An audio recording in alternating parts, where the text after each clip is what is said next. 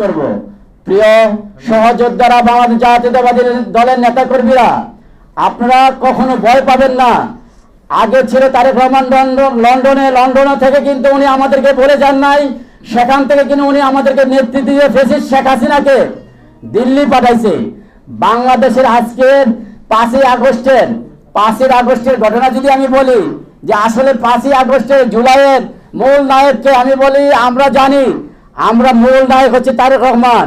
17 বছর আমরা নেতৃত্বে ছিলাম, অর্থাৎ জুলাই তিলে ঘুরতে এসে কিন্তু জুলাই হয়েছে, এবং আমাদের জাতীয়তাবাদী দলের কারণে জুলাই কিন্তু সৃষ্টি হয়েছে এবং জুলাই সফল হয়েছে, এবং সেই সফল নায়ক হচ্ছে তারেক রহমান।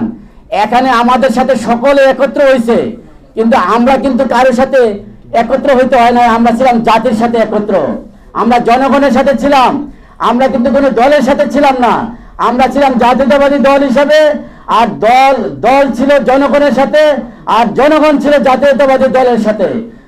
সুতরাং জুলাইয়ের সফলের সিংহভাগ হয়েছে একমাত্র জাতীয়তাবাদী দল।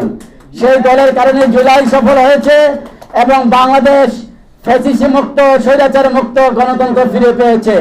প্রিয় ভাই বোনেরা, আপনারা বাংলাদেশ জাতীয়তাবাদী দলের সাথে থাকেন এবং বাংলাদেশ জাতীয়তাবাদী ত্যাগী মূল্যায়ন পরিষদের সাথে থাকেন।